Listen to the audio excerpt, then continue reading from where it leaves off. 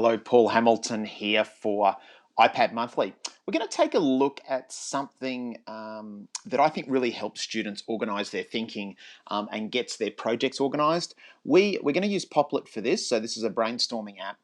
We in grade 4 conduct a big project. I guess it's half digital, half kind of physical project called Saving Superman, where we design a rescue device for our Sphero devices, and they've actually got to code it so that they can actually complete a task. And one of the things that we find is that students often get a little bit lost. So if this is my, let's just call it project 1,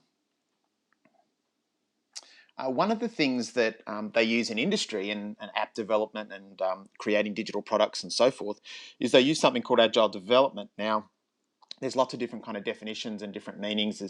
Everyone kind of looks at it a little bit differently, but basically it breaks things down into smaller chunks. And I think this is really good for our upper kids to learn that we can actually look forward at a project, look at the elements that have to be completed, and just look at little chunks at a time before you look at the whole project and what needs to be finished at the end. So I'm just going to put in the middle of here, I'm just going to put a project, let's put Saving Superman, because that's the project our students are kind of planning for. Ooh, helps if I don't have typos. Saving Superman, hitting on the side. This is a great little app, by the way, Popplet, really easy to use. And we might break it up into chunks. So really the first task of the Saving Superman project is to think about their design. And with that comes an element of gathering materials that can get them to actually complete their design. Now, you can also bring in a picture in Popplet if you'd like. They can actually start collecting pictures of the materials they're gathering. But I think breaking smaller projects down into smaller chunks is really, really beneficial. Now, at the top of that, I might just jump in here.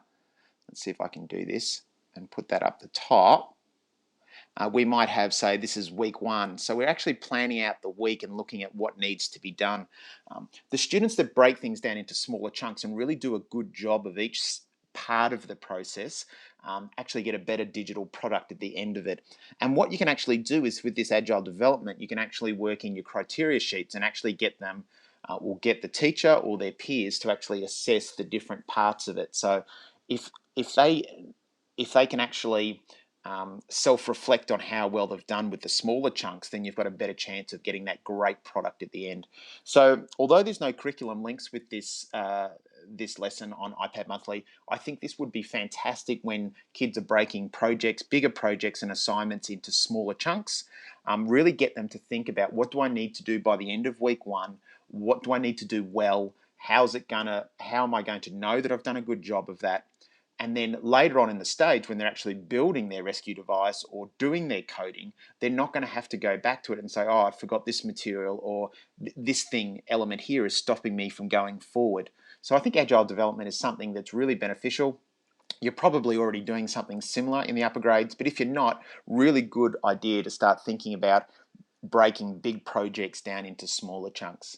Paul Hamilton here for iPad Monthly.